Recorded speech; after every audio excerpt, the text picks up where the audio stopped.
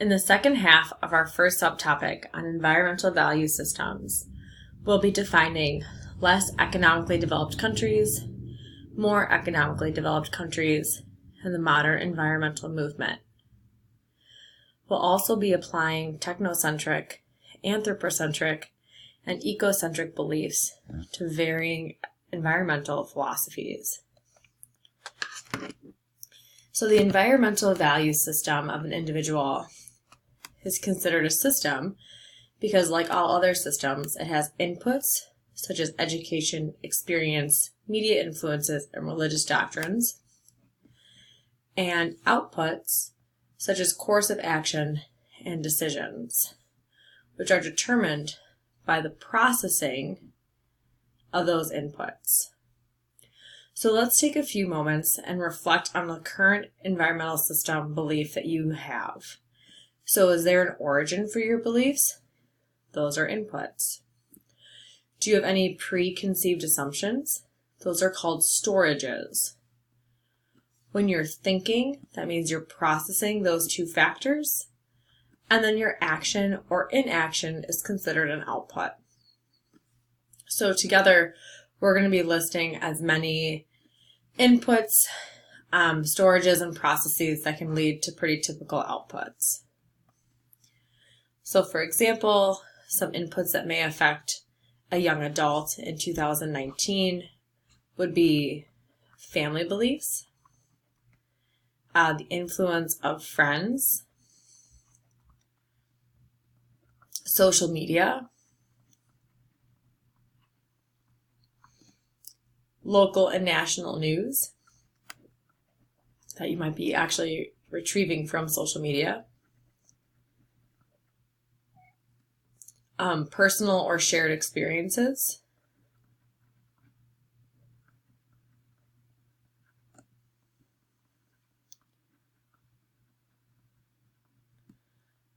your current state of health, or maybe your wealth or how much money you or your family has, and maybe local environmental conditions. So in Wisconsin, that would be things like the polar vortex and then the heat waves that we have within one calendar year, versus places like on the East Coast that have hurricanes. So storages that are pretty typical are kind of just background knowledge that you gain over time, any fears that you may have, and then just general assumptions you make. By processing these two components, inputs and storages together, clearly you're thinking, so your thoughts are one of the processes, and then sharing inflow can also be a process as well. And then typical outputs based on all these factors are decisions that you make, whether that's to have an opinion about particular things in the news, your action or inaction, if you decide to advocate or protest something, particularly if you're involved in politics, maybe as either a voter or maybe as a legislator later in your life, you could put together some legislation or laws into place based on your beliefs. Your idea of personal responsibility is another output.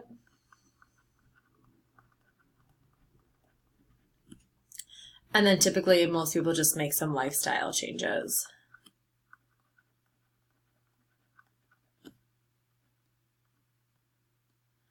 So for example, in the Midwest right now, there's a really big push to use less plastic straws because it's getting into waterways and getting into the local wildlife, in addition to just using less one-time use plastic, such as like sandwich bags or grocery bags.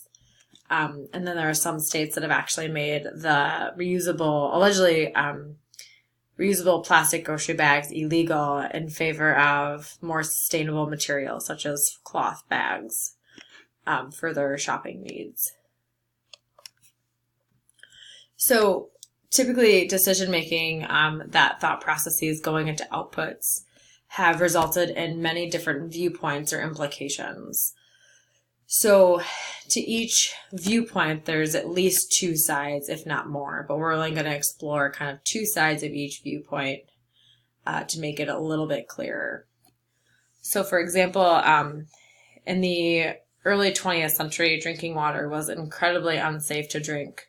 So in 1974, the Safe Drinking Water Act was passed.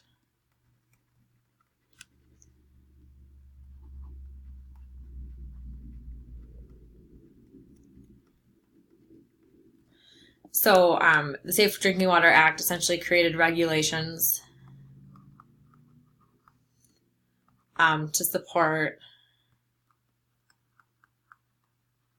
the removal of contaminants, which means things that we don't want in our water. They're contaminated. And then like spreadable diseases that are water-based, like cholera, which can do a lot of damage to your digestive tract. In Milwaukee currently, there's a lot of regulations going on about the lead removal.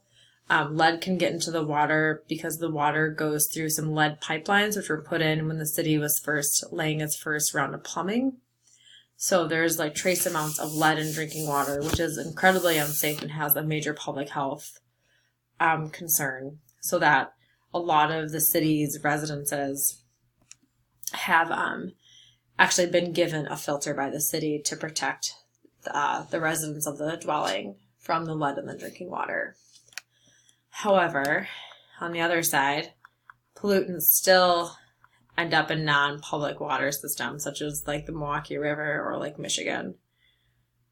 So there's still some work that needs to be done in order to clean up all of this, all of the waterways, and not just the drinking water in the city that we live in.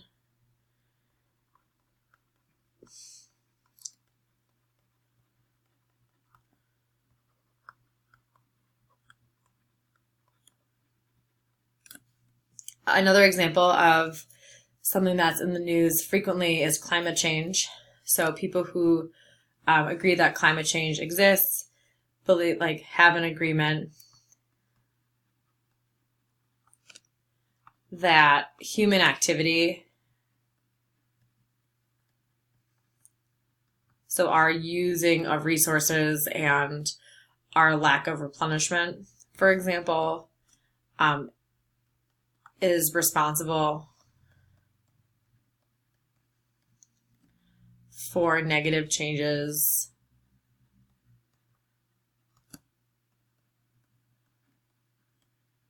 in weather patterns. And these changes in weather patterns have affected things like agriculture and like ecosystem and wildlife. And you have kind of felt the effects of climate change. It used to be called global warming, but that was kind of confusing, so they changed it to a more generic climate change. On the other side, there's a general indifference and acceptance of the rapidly, which means really fast, changing weather patterns as normal.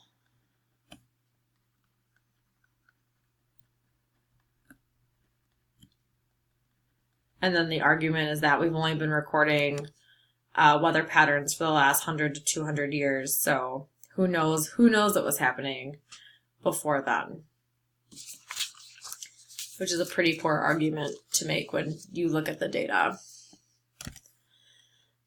Another topic in the news frequently are fossil fuels. So people who are for fossil fuels believe that it is a cheap and reliable fuel source.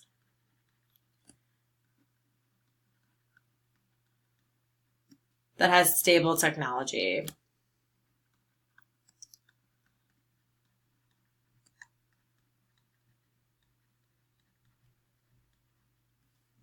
People who are not necessarily against fossil fuels, but think there needs to be alternative. They have a desire for alternative fuel sources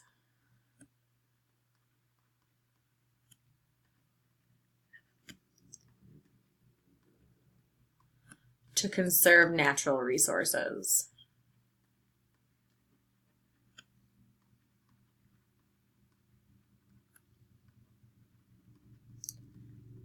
So for example, alternative fuel sources would be like solar or wind, or even things like water powered through the use of a generator.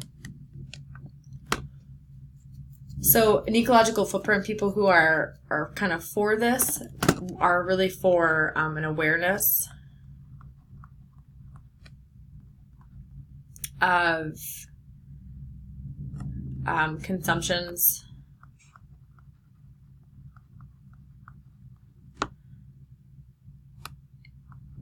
and that like impact, like knowledge of the impact can lead to personal changes.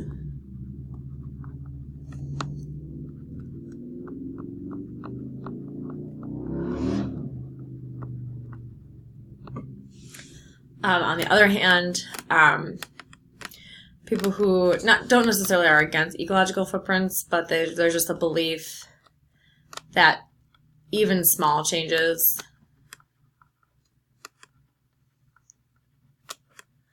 won't make measurable differences.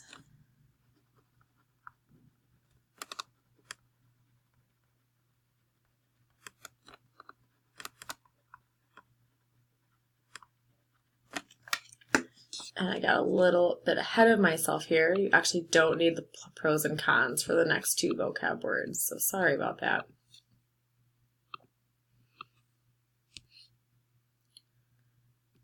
So something else that can affect our environmental value systems is the economic standing of a country.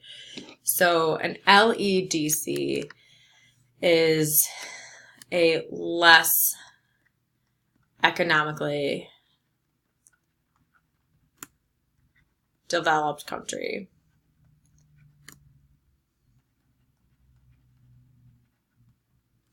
So typically countries that are either like lower developing or like are like in the process of becoming developed typically have increased levels of poverty, lower levels of education,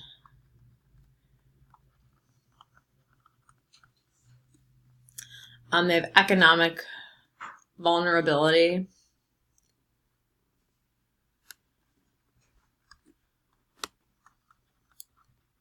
based on a myriad of factors. So like if they have really horrible weather all the time, it's going to be very difficult for them to produce agriculture in order to export to make money. That's one big example of economic vulnerability. They also typically have less regulations to protect public health. And the reason for that is that they just don't have the resources in order to do that. So on the other hand, an MEDC is a more economically developed country.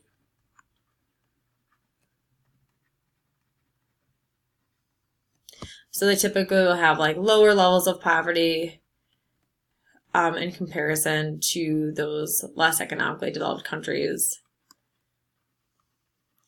They have higher levels of mandatory or compulsory education, which means that kids are required to be in school a lot longer. So in less developed countries, they are only in school until maybe 3rd grade, versus in the United States that you are required to be in high school until you turn 18. At least it's about between 16 and 18. So there's less economic vulnerability in a more economically developed country, and typically they have more regulations to protect public health.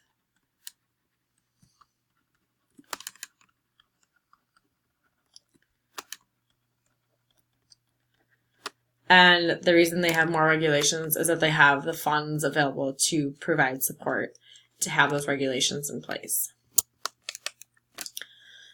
So because we're in environmental systems and societies, we're trying really hard to focus on how the community and the environment interact. So one way that in which people can express their environmental value systems is through political parties and discussions. And the green movement, not the Green Revolution, is an environmental value system that encourages people to influence decisions made about the environment. So the United States is definitely not the first country to have a green movement, but it's definitely one of the largest. So the United States is very vocal in terms of its environmentalism. So green politics is an ecocentric ideology because its aim is for an ecologically sustainable society that protects the environment. So if we had to really kind of describe the green movement, it would be a modern political movement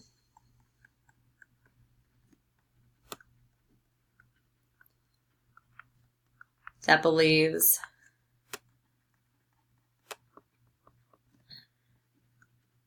nature and an ecocentric system should be a top priority.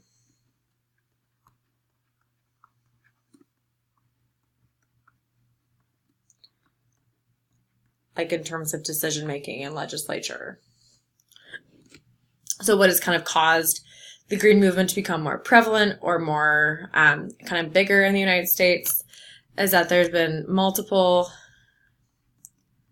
consecutive, which means like in a row, environmental crises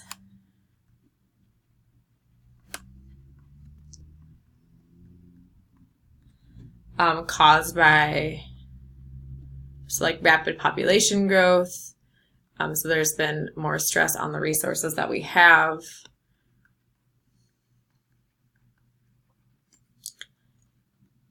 Which means that like, because we have more humans, we will typically destroy other ecosystems to make room for us.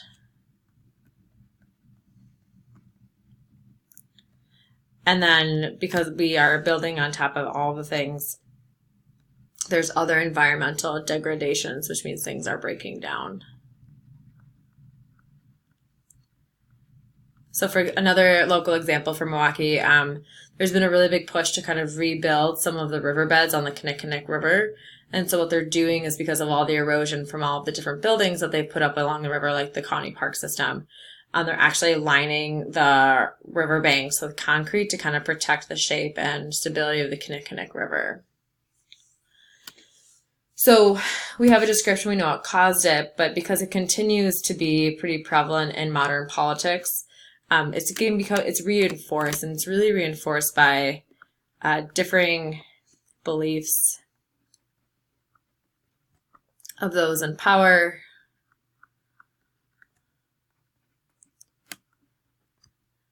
causing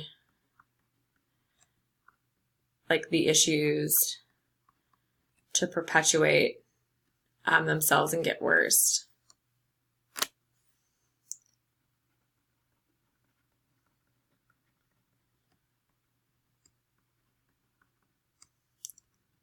So perpetuate means like it just keeps happening and happening and happening, and it doesn't really get better.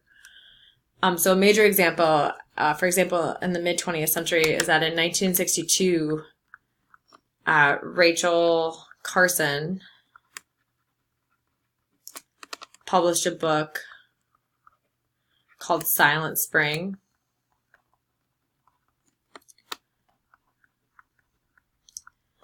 And it was about the use of pesticides, or rather the interaction between pesticides and human health.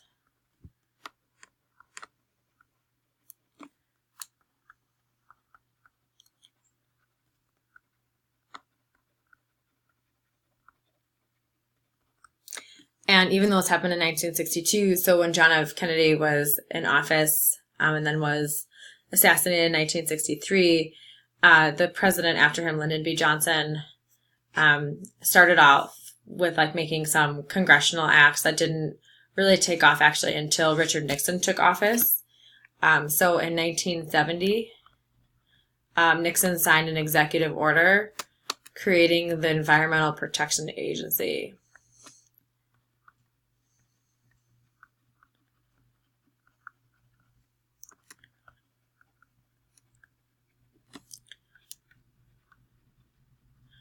or the EPA, in response to not only this book, or really the green politics, but also the worsening of public health based on environmental factors.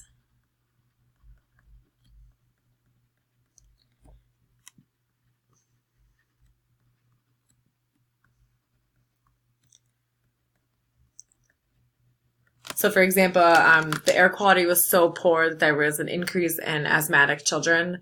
And when they looked at the air quality, it was essentially almost all smog. So there are photos out there that have the smog of the air pre-Environmental Protection Agency and then post, and there's a distinct visual difference between the two. So to kind of sum up topic 1.1, we've gone through the three main belief systems: ecocentric, anthropocentric, and technocentric. And we've seen how those have been applied in different factors that can affect the environmental value systems of an individual, including yourself.